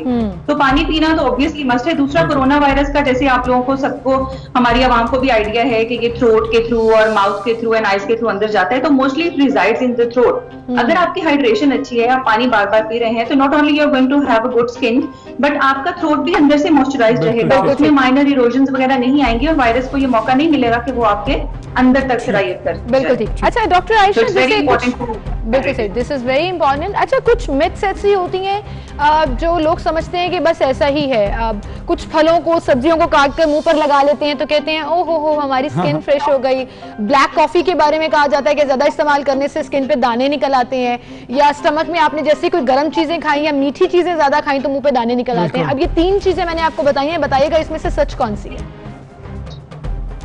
देखिए आपने जो तीनों बातें की हैं वो पार्शियली ठीक हैं। पार्शियली से मेरी मुराद ये है कि फ्रूट एसिड्स जो कि फ्रूट्स काट के या योगर्ट मुंह पे लगाने से या एग मुंह पे लगाने से लोगों को अच्छा फील होता है, तो यही चीजें इनके एक्सट्रैक्ट्स ही मेडिसिन में अवेलेबल हैं जो हम पील्स यूज करते हैं फेस के लिए, लेकिन वो एक्सट्रैक्टेड फॉर्म में होते हैं, प्योर कॉन्सेंट्रेशन में जितनी आपके फेस को चाहिए। अगर आप फ्रूट्स काट के मुंह पे लगा लेंगे तो you are not going to control the concentration which you are applying on your face, तो इससे आपको प्रॉब्लम आएगी। फ्रूट एसिड्स तो वही हैं लेकिन उनकी कॉन्सेंट्रेशन डिफरेंट है और उसके अंदर और बहुत सारे इंग्रेडिएंट्स हैं जो आपके फेस को नहीं चाहिए जो हम निकाल लेते हैं। ठीक है। दूसरी बात जो आपने की ब्लैक कॉफी वाली, तो देखिए there is no such thing as ठंडा और गर्म इन मेडिसिन। तो हमारी जो ऑब्जर्वेशंस हैं दे revolve around high caloric food and low caloric food, high metabolic rate and low metabolic rate. तो ब्लैक कॉफी से एक्चुअली होता ये है कि आपका मेटाबॉलिज्म बहुत फास्ट हो जाता है, तो मेटाबॉलिज्म फास्ट होने की वजह से बहुत सारी ऐसी चीजें जो आपकी बॉडी में रुकी हुई हैं which your body is not utilising up, तो उनको यूटिलाइज कर लेती है। तो वो आपकी जनरल हेल्थ के लिए भी अच्छा है, it's good for your heart as well, आपकी स्किन के लिए भी अच्छा है। तो ऐसी कोई टेंशन नहीं है, ठीक है, आप कॉफी पी सकती हैं। ठीक है डॉक्टर आयशा रियाज साहब, बहुत शुक्रिया। फूड रिलेटेड मिथ्स जो है ना, most of the food related जी बिल्कुल गलत है और इनके बारे में डॉक्टर के साथ पूछगिछ करना बहुत बेहतर होता है क्योंकि हम लोग डेली बेसिस पे इन मिथ्स को सुनते आ रहे हैं। तो हमने इसके बड़े अच्छे आंसर्स देखे, ढूंढे होते हैं, रिसर्च की होती है कि आखिर इसमें ऐसी बात क्या है कि why are people applying so many things on this skin. बिल्कुल सही, जबरदस्त हो गया जी, thank you so much. Thank you doctor साहिबा, आप हमारे साथ मौजूद थी, मजा आया मुझे बात करके। I think next time tension नहीं है, आप पी सकती हैं। नेक्स्ट टाइम मुझे और मिथ्स ढूंढ कर आना है ताकि डॉक्टर साहिबा से मैं जो है ना उनके जवाब दे सकूं। एक ब्रेक लेते हैं फिर मिलेंगे।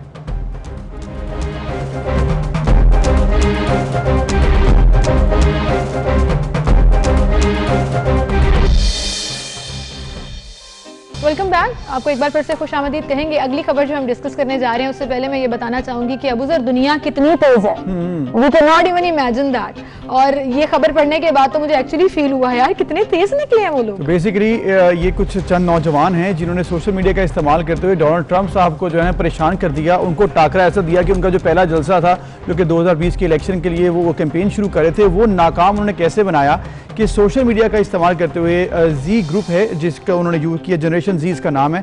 इन्होंने ऑनलाइन टिकटॉकर्स और दीगर प्लेटफॉर्म इस्तेमाल करते हुए लोगों को कन्विंस किया सीमल कि लोग टिकट्स ले लें लेकिन जाए ना ट्रंप का ये देखने के लिए जलसा। और हुआ ये कि जब डोनाल्ड ट्रंप साहब जो कि समझे थे कि सारी टिकट्स बुक हो गई हैं, जब वो हॉल में गए तो वहां पर बहुत से कम लोग थे। आप देखें 19,000 नशिस्तों पर मुश्तमिल ये हॉल और इस सेंटर का 1/3 से ज्यादा हिस्सा खाली रहा। और आप सोचिए कि वो जो जिन्हें जूमर्स कहा जाता है वो नौजवान, उन्होंने टिकटॉक के जरिए एक एप्लीकेशन के जरिए लोगों को कन्विंस किया that they have to buy tickets and they shouldn't go. तो वो एक बड़ा इम्पैक्ट जो है वो डोनाल्ड ट्रंप पे पड़ा, क्योंकि ऑब्वियसली उनको ट्रोल भी हुए, फिर उसके बाद लॉन्ग थ्रेड्स चले और फिर उसके ऊपर बातचीत भी हुई। तो एक तरह से पहली पॉलिटिकल नाकामी जो है नवंबर में इलेक्शंस हैं और इस तरह का शुगर लगा रहे हैं लोग अगर ट्रंप साहब के साथ हो गई है कि बच्चों ने उनको ऐसा टफ मुकाबला दिया तो जब वो इलेक्शन लड़ेंगे तो क्या होगा। लेकिन अब देखें मामला ये है कि यहाँ पर सोशल मीडिया का इस्तेमाल किया गया। सोशल मीडिया की हम बात करते हैं बहुत ज्यादा कि उसके पॉजिटिव और नेगेटिव असरात भी होते हैं। पॉजिटिव में आप कोई भी उसके लिए पॉजिटिव यूज कर सकते हैं, आप मामला डिस्कशन मीडिया जो भी आपके सामने है, लेकिन नेगेटिव असरात भी हो रहे हैं। और उसमें नेगेटिव में सबसे ज्यादा ये मामला है कि कुछ दिनों से जो कि आपकी एक जमाने में फेवरेट गेम रही थी पबजी, नहीं अभी भी है फेवरेट गेम होने का कोई क्राइटेरिया नहीं है। आप पबजी का जिक्र कर रहे हैं, वीडियो गेम्स बेसिकली आप जिक्र कर रहे हैं।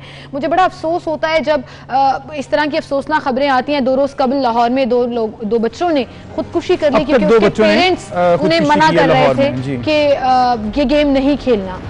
इसको वायलेंस के साथ रिलेट किया जाता है, तशद्दुद के साथ रिलेट किया जाता है। और मैं ये पूरी जिम्मेदारी के साथ बात कह सकती हूँ क्योंकि आई प्ले दिस गेम, मैं खेलती हूँ ये गेम, कि इसमें वायलेंस नहीं है। It's something wrong with your head if you are taking it that serious.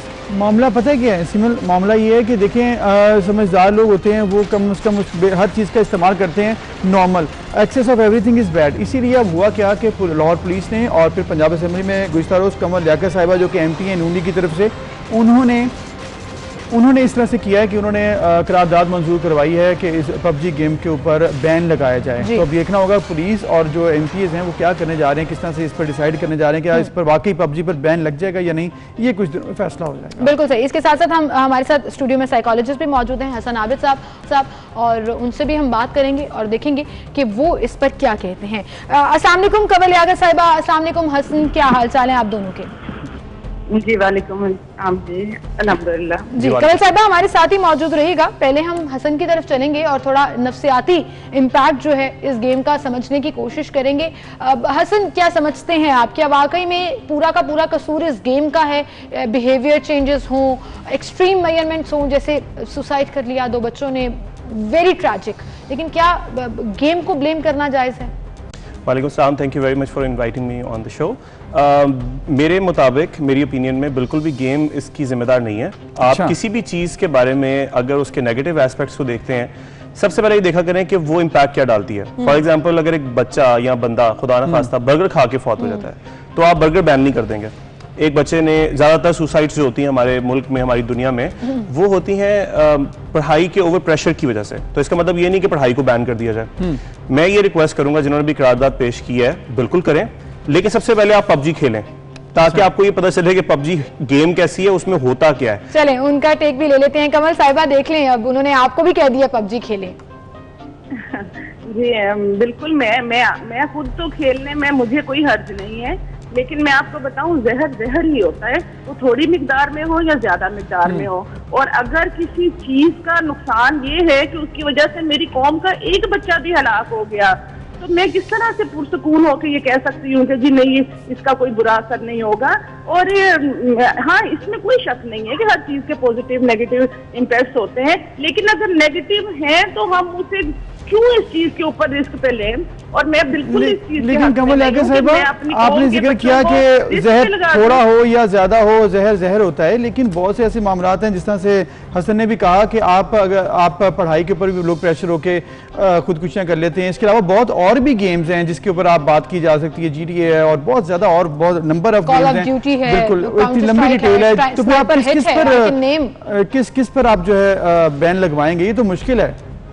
देखिए अबू सर, मैं एक बात कहूँ आपको, पढ़ाई के तालीम को और एक डिजिटल गेम को आप किस तरह एक दूसरे के साथ कंपेयर कर सकते हैं? मैं इंतहाई माजरत से कहूँगी, मुझे तो इस बात के कोई लॉजिक नहीं मिल रही। तालीम जो है वो एक अलग चीज है, और एक डिजिटल गेम जो एक नशे की सूरत अख्तियार कर गई है और जिसकी वजह से बच्चों में बर्दाश्त कम हो रही है। जिसकी जी हसन, आप क्या कहना चाहेंगे इस पर? कमल साहब आपका जवाब ले लेते हैं। जी थैंक यू वेरी मच। कमल साहबा को मैं थोड़ा सा इसके अंदर गाइड करता हूँ और मेरी नाकिस राय में मैं आपको बताता हूँ जी इसका जवाब। आपका जो पॉइंट है कि जी जहर जहर होता है और कैसे नेगेटिव पॉइंट से हम उसको बैन ना करें। देखें, सबसे पहले मैंने जैसे अर्ज किया कि आपको ये समझना पड़ेगा कि GTA या कोई भी ऐसी गेम, PUBG जैसी गेम जो है, उसमें होता क्या है। उसमें होता ये है कि एक बच्चा जो है वो एक बैटल फील्ड में जाता है, उस बैटल फील्ड में वो सोशलाइज करता है ऑनलाइन दूसरे गेमर्स के साथ, दूसरे गेम प्लेयर्स के साथ, उनके साथ वो बातचीत करता है और वो मिलके टास्क करता है। लेकिन आवेद साहब, वो मार रहा है जाके, सोशलाइज कॉफी थोड़ी पी रहा है, वो बंदे मार रहा है ढूंढ ढूंढ के। हाँ जी, इसमें होता क्या है, ये एक बेसिकली स्ट्रैटेजी गेम्स है। ये स्ट्रैटेजी गेम क्या करती हैं कि जब एक बच्चे को, फॉर एग्जांपल बहुत सारे डिसऑर्डर्स होते हैं, एक बच्चे को डिसलेक्सिया है, मतलब वो पढ़ नहीं सकता, या डिस्ग्राफिया है, कोई इमेज को याद नहीं कर सकता, आइडेंटिफाई नहीं कर सकता, मैथमेटिकल इक्वेशंस नहीं सॉल्व कर सकता।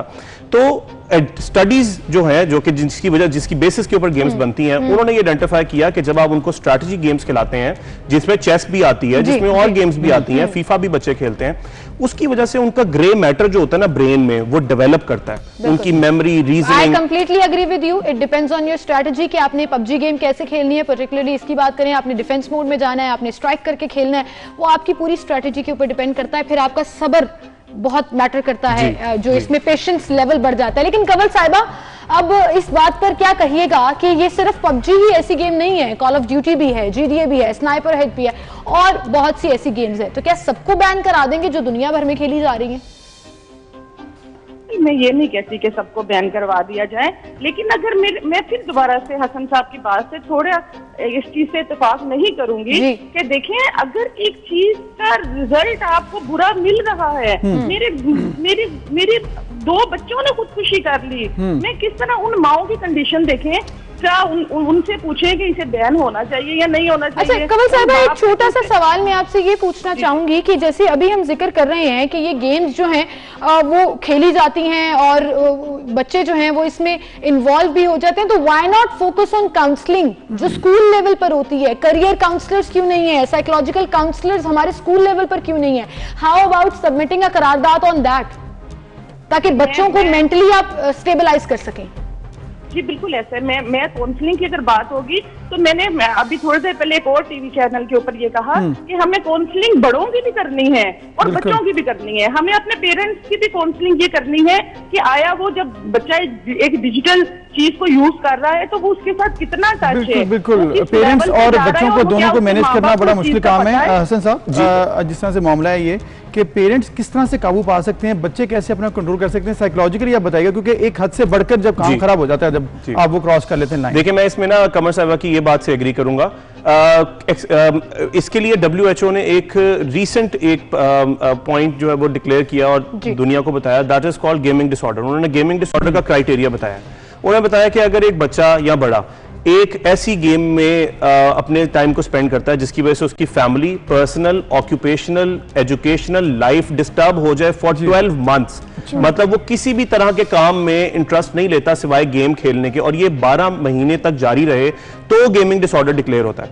तो पेरेंट्स के लिए बड़ा जरूरी है कि वो ये आइडेंटिफाई कर लें कि उनका बच्चा क्या बाकी सारे काम पूरे कर रहा है। अगर वो कर रहा है तो ये बहुत हेल्दी एक्सरसाइज है। अगर वो नहीं कर रहा तो फिर उनको जो है ना पेरेंटिंग स्टाइल देखना पड़ेगा, अलार्म होने की जरूरत है। ये बड़ी इंटरेस्टिंग डिबेट चल रही थी and I had a lot of more questions about it, but Hasan और कमल साहिबा, हमारे पास टाइम खत्म हो गया। लेकिन हसन, आई प्रॉमिस यू कि हम इस चीज के ऊपर दोबारा भी एक शो करेंगे और इसको कंटिन्यू रखेंगे विद लाइव फीडबैक। हम चाहेंगे कि लोग हमें कॉल्स करें और अपने सवाल जो है वो एज अ साइकोलॉजिस्ट, वो लोग जो कि ये गेम खेलते हैं और वो लोग पेरेंट्स जो अफेक्ट हुए हैं ऐसे बच्चों से जो कि ज्यादा खेलते हैं, हम पेरेंट्स से भी बात करेंगे इंशाल्लाह, स्टूडेंट्स बच्चों से भी। लास्टली टाइम बिल्कुल खत्म हो गया, हसन वो मुसलसल हमें कह रहे हैं, लेकिन इंशाल्लाह इसी वीक में हम दोबारा नेक्स्ट वीक में इस पर दोबारा करेंगे। आपसे हम इजाजत चाहेंगे, अपना फीडबैक हमें जरूर दीजिएगा। इंशाल्लाह कल से इन टाइम पर फिर से अल्लाह हाफिज।